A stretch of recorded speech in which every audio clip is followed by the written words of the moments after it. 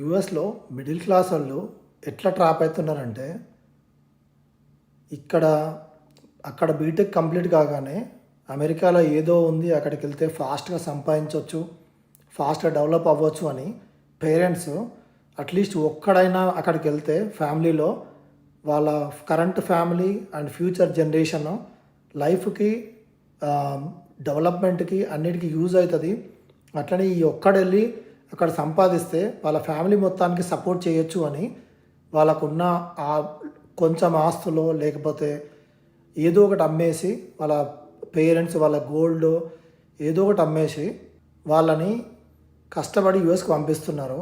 వాళ్ళంతకంటే కష్టాలు పడి కాలేజీలో పార్ట్ టైం జాబ్స్ చేసి కంప్లీట్గా మాస్టర్స్ కంప్లీట్ చేసిన తర్వాత వాళ్ళకి ఓపీటీ వస్తుందో లేదో తెలియదు. ఒకవేళ ఓపీటీ ఏదో ఒక రీజన్తో రిజెక్ట్ అయ్యి వాళ్ళు ఇండియాకి వెళ్తే వాళ్ళ ఫ్యామిలీకి ఎప్పటి నుండో ఉన్న లెఫ్ట్ ఓవర్ ఆస్తి ఏదైతే అమ్మేసి నీకు పెట్టి ఉన్నారో అది మొత్తం పోతుంది. అంటే మళ్ళీ జీరోతో రీస్టార్ట్ అవుతుంది.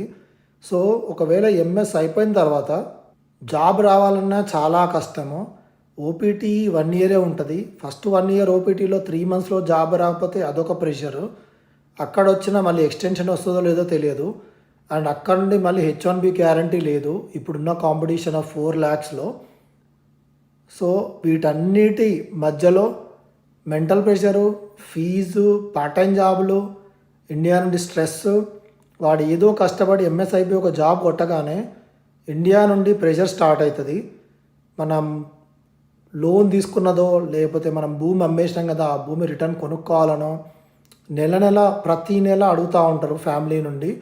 ఎందుకంటే వాళ్ళ ఫ్యామిలీలో ఒకడైనా అక్కడికి వెళ్తే మనం బాగుపడతామనే మేజర్ ఇంటెన్షన్ తోటి పంపించుంటారు. సో ఎవ్రీ మంత్ నువ్వు సంపాదించిన దానిలో నీ ఖర్చులు పోయిన తర్వాత మిగతా మొత్తం ఇండియాకే పంపిస్తుంటావు.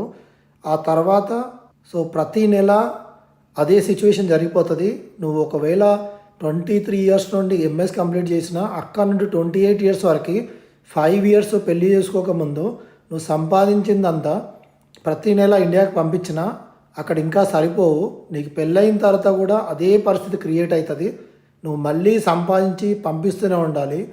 ఒకవేళ నీకు ఎంత జీతం వస్తుందని నువ్వు చెప్పినా వాళ్ళ దృష్టిలో వాళ్ళు అంతకంటే డబుల్ త్రిబుల్ వస్తుందనే మైండ్ సెట్తోనే ఉంటారు. నీ ఖర్చులు ఏమున్నాయి, నీ శాలరీ ఎంత అంటే ఒక 5 లక్షలు 6 లక్షలు అని చెప్తే వాళ్ళ దృష్టిలో నీకు 5-6 లక్షలు వస్తుంది అనేది మాత్రమే ఉంటుంది. కానీ దానిలో 4.5 లక్షలు కాస్త నీకు నీ ఖర్చులకి నీ ఫ్యామిలీ మెయింటెనెన్స్కి వీటికే అయిపోతుంది అని మాత్రం వాళ్ళ మైండ్లో ఉండదు, వాళ్ళ దృష్టిలో ఉండదు. ఆ లెఫ్ట్ ఓవర్ 1.5 lakh ఏదైతే ఉంటుందో అది కూడా వాళ్ళకి ఇవ్వాలి, మాకు సపోర్ట్ చేయాలి అనే మైండ్ సెట్ నడుస్తూ ఉంటుంది. సో మిడిల్ క్లాస్ పర్సన్ యూఎస్కి వస్తే వాళ్ళ లైఫ్ టైం ఇక్కడ కంటిన్యూగా పని చేసుకుంటూనే ఉండాలి. ఈ ప్రాసెస్లో అక్కడ ఇండియాకి పైసలు పంపించాలి కదా అని చెప్పి కంటిన్యూస్గా పనిచేసి ఒక 5 ఏళ్ళు 8 ఏళ్ళు ఇండియాకి వెళ్ళకపోతే అక్కడ నుండి ఇంకొకటి మాట వస్తుంది. ఏంటంటే తల్లిదండ్రులు అంటే ఈ పర్సన్కి ఇష్టం లేదు, ఫ్యామిలీ అంటే ఇష్టం లేదు, అందుకే అసలు ఇండియాకి రావట్లేదు, వాళ్ళని చూడట్లేదు అని చెప్పి ఫ్యామిలీ అండ్ రిలేటివ్స్ అందరు ఏదో ఒకటి మాట్లాడుతూ ఉంటారు. కానీ వాళ్ళకి తెలియదు కదా రియాలిటీ. ఈ పర్సన్ దగ్గర ఇండియాకి వెళ్ళడానికి కూడా మనీ సేవింగ్స్ చేసుకోలేనంత సంపాదించినంత మొత్తం ఇండియాకే పంపించేసిండు అని. కాబట్టి ఇక్కడికి వచ్చిన మిడిల్ క్లాస్ పర్సన్ కంప్లీట్గా అటు ఫ్యామిలీకి సపోర్ట్ చేసే ప్రాసెస్లో కంప్లీట్గా ఇక్కడే ఉండిపోవడము, ఆర్ ఒకవేళ నేను ఇండియాకి వెళ్తే ఎక్కడైనా ఆగిపోతానేమో, అక్కడ ఆగిపోతే మా ఫ్యామిలీకి సపోర్ట్ ఎవరు చేస్తారు అనే మైండ్ సెట్లో కూడా అట్లనే స్టక్ అయిపోయి ఇయర్స్ కంప్లీట్గా ఆ స్ట్రెస్ తీసుకొని ఇక్కడే ఉండిపోతున్నారు. సో ఒక పర్టికులర్ ఫ్యామిలీలో పెద్దగా మనీ లేని ఫ్యామిలీ నుండి ఒక పర్సన్ బయటకు వచ్చి బాగుపడాలి అనుకుంటే ఆ బాగుపడడం అనేది ఆ పర్సన్కి యూజ్ అవ్వదు. ఆ పర్సన్ ప్లేస్లో వాళ్ళ ఫ్యామిలీకి యూజ్ అవుతుంది, కానీ ఆ పర్సన్కి అయితే యూజ్ అవుతుందని నేనైతే అనుకోవట్లేదు. సో ఇక్కడికి వచ్చిన ఒక సర్టన్ టైం వరకు సపోర్ట్ చేస్తూ ఉంటారు. ఇంకా సపోర్ట్ చేసే కొద్దీ వెనక్కి తిరిగి చూస్తే 30 ఏళ్ళు వస్తుంది. ఆ టైంలో వాళ్ళ బ్యాంక్ అకౌంట్లో పెద్దగా ఏం సేవింగ్స్ ఉండవు. కానీ ఇండియాలో ఉన్న వాళ్ళ ఫ్యామిలీ బాగానే ఉంటుంది, డెవలప్ అవుతుంది. ఆర్ వాళ్ళు వర్క్ చేయడం స్టార్ట్ చేసి కూడా ఇక్కడికి నుంచి వచ్చే మనీతో వాళ్ళు ఎంజాయ్ చేస్తుంటారు. నువ్వు అక్కడ ఒక కారు కొంటావు, ఒక ఇల్లు కొంటావు, సొంత ఇల్లు సొంత కారు అవన్నీ కొంటావు, అవి ఫ్యామిలీ ఎంజాయ్ చేస్తుంటుంది. కానీ నువ్వేమో ఇక్కడ ట్రాన్స్పోర్టేషన్ పెట్టుకొని అండ్ ఇల్లు లేకుండా రెంట్కుంటూ సింగిల్ బెడ్రూమ్ స్మాల్ అపార్ట్మెంట్లో బతుకుతూ 2 పిల్లలతోటి నువ్వు రెంట్కుండి నువ్వు బతుకుతుంటావు. కానీ నువ్వు సంపాదించిన అమౌంట్ ఇండియాకి వెళ్ళి అక్కడ పెద్ద ఇల్లు కట్టుకొని అక్కడ కారు అవన్నీ మెయింటైన్ చేస్తూ మీ ఫ్యామిలీ ఉంటుంది. సో నువ్వు ఎప్పుడో అనుకుంటావు ఏదో ఒక టైం వచ్చినప్పుడు నేను వెళ్తా కదా, నేను వెళ్ళిన తర్వాత నా ఇల్లు, నేను కట్టుకున్న ఇల్లు, నేను కొన్న కారు నేను ఎంజాయ్ చేస్తా అనుకుంటావు. కానీ నువ్వు అక్కడికి వెళ్ళలేవు. ఆ పరిస్థితి ఎప్పటికీ రాదు. నువ్వు జీవితాంతం సపోర్ట్ చేస్తూనే ఉండాలి. సో ఇట్లాంటి పరిస్థితుల్లో ఎంతోమంది ఉన్నారు. ఒకవేళ డబ్బున్న ఫ్యామిలీకి నుంచి వచ్చిన పర్సన్ అయితే ఆల్రెడీ ఫ్యామిలీకి మొత్తానికి డబ్బు ఉంది కాబట్టి ఈ పర్సన్ నుండి ఎక్స్పెక్టేషన్ లేదు కాబట్టి ఉన్న రోజులు ఉండి ఎప్పుడోసారి ఈ వీసా హెడేక్లు ఎందుకు, ఈ స్ట్రెస్ ఎందుకు, సర్లే అమెరికా చూసేసినాం కదా అనుకున్న తర్వాత వెళ్ళిపోతారు. ఎందుకంటే వాళ్ళ ఫ్యామిలీకి ఆల్రెడీ బ్యాక్గ్రౌండ్ ఉంది, మనీ ఉన్నాయి, అన్నీ ఉన్నాయి కాబట్టి వాళ్ళకి పెద్ద ఫరక్ పడదు. అండ్ ఆల్రెడీ మనీ ఫైనాన్స్ అసలు కంప్లీట్గా మనీ లేని లోవర్ క్లాస్లో ఉన్న, లోవర్ క్లాస్ అంటే ఫైనాన్షియల్ ఆస్పెక్ట్లో వాళ్ళు ఎలాగో రారు. కానీ మిడిల్ క్లాస్ వాళ్ళు ఏంటంటే కొంచెం ఉంటుంది, అది కాస్త ఖర్చు పెట్టి పైకి వెళ్ళాలని ట్రై చేస్తారు. పైకి వెళ్ళాలని ట్రై చేసిన పర్సన్ ఏమో స్ట్రగుల్ అయిపోతూనే ఉంటాడు ఆ కంట్రీలో, వేరే కంట్రీకి వెళ్ళి. బట్ ఆ సపోర్ట్ తోటి ఇండియాలో ఉండే ఫ్యామిలీ మాత్రం హ్యాపీగా ఎంజాయ్ చేస్తూ ఉంటారు. ఇక్కడేమో ఒకవేళ ఈ పర్సన్ కారు కొన్నా, ఇల్లు కొన్నా, అక్కడ ఎందుకు కొన్నావు, ఇక్కడ ఇవ్వచ్చు కదా, ఇండియాలో ఇవ్వచ్చు కదా అనే మైండ్ సెట్తో కూడా ఉంటారు కొంతమంది ఫ్యామిలీస్.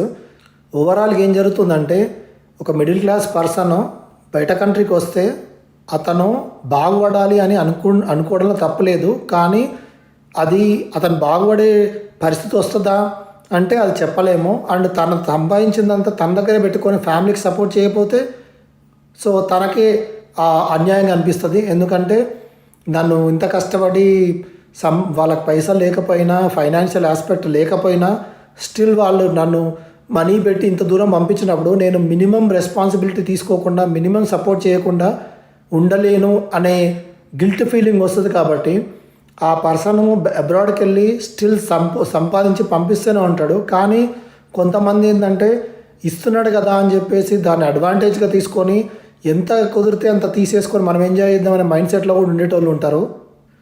ఓవరాల్గా నేను చెప్పదలుచుకుంది ఏంటంటే మిడిల్ క్లాస్ పర్సన్ యూఎస్కి వస్తే ఆ ట్రాప్లో ఉండిపోయి ఇంకా లైఫ్ టైం సంపాదించడము ఒక మెషిన్ లాగా సంపాదిస్తూ ఉండడమే తప్ప వాళ్ళకంటూ ఒకనొక స్పెసిఫిక్ టైంలో లైఫ్ ఎంజాయ్ చేసే పరిస్థితి ఉండదు. వాళ్ళకంటూ సొంత ఇల్లు కొనుక్కునే పరిస్థితి ఉండదు. వాళ్ళకంటూ ఒక సొంత కారు కొనుక్కొని లగ్జరీ లైఫ్ మెయింటైన్ చేసే పరిస్థితి ఉండదు. ఎందుకంటే వాళ్ళ సపోర్ట్ అంతా, వాళ్ళ లెఫ్ట్ ఓవర్ అమౌంట్ అంతా, వాళ్ళ ఖర్చులు అయిపోయిన తర్వాత లెఫ్ట్ ఓవర్ అమౌంట్ అంతా వాళ్ళ ఫ్యామిలీని, వాళ్ళ బ్రదర్స్, సిస్టర్స్ని సపోర్ట్ చేసే ప్రాసెస్లోనే వాళ్ళ లెఫ్ట్ ఓవర్ అమౌంట్ అంతా అయిపోతూ ఉంటుంది. సో ఈ పర్సన్ యూఎస్లో ఏమనుకుంటాడంటే ఒక సర్టన్ అమౌంట్ నేను బిల్ చేసుకున్న తర్వాత వెళ్ళిపోయి నేను హ్యాపీగా ఎంజాయ్ చేయాలి ఇండియాలో అని చెప్పేసి అనుకుంటారు.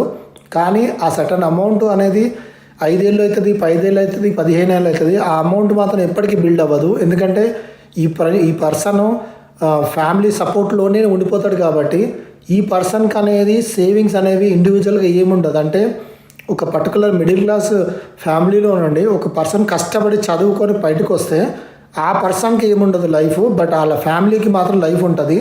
సో అట్లాంటి సిచ్యువేషన్లో ఉండిపోతారు. అందుకనే మిడిల్ క్లాస్ పీపుల్ ఎవరైతే వేరే కంట్రీకి వెళ్ళి కష్టపడుతుంటారో వాళ్ళు అక్కడే ఆగిపోతారు, అక్కడే ఉండిపోతారు. వాళ్ళకి పెద్దగా గ్రోత్ ఉండదు. సో ఇది కరెంట్ జరుగుతున్న సిచ్యువేషను, కరెంట్ వరల్డ్లో జరుగుతున్న సిచ్యువేషను.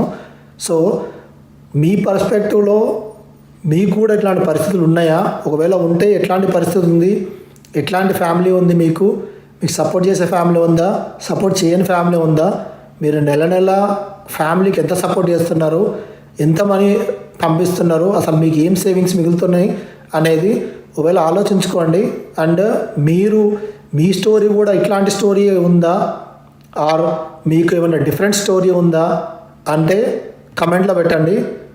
ఎవరైనా నాతో పాటు యూట్యూబ్ వీడియోలో మాట్లాడాలి అనుకుంటే మీ స్ట్రగుల్స్ గురించి కానీ, మీ ఎంఎస్ సిచ్యువేషన్ గురించి కానీ, మీ ఫ్యామిలీ గురించి కానీ, మీ యూనివర్సిటీ గురించి కానీ, ఓకే, మీ ఇన్ఫర్మేషన్ అండ్ మీ థాట్స్ షేర్ చేయాలి అనుకుంటే నన్ను రీచ్ అవుట్ అవ్వండి నా ఇన్స్టాగ్రామ్లో. Thank you. See in the next video.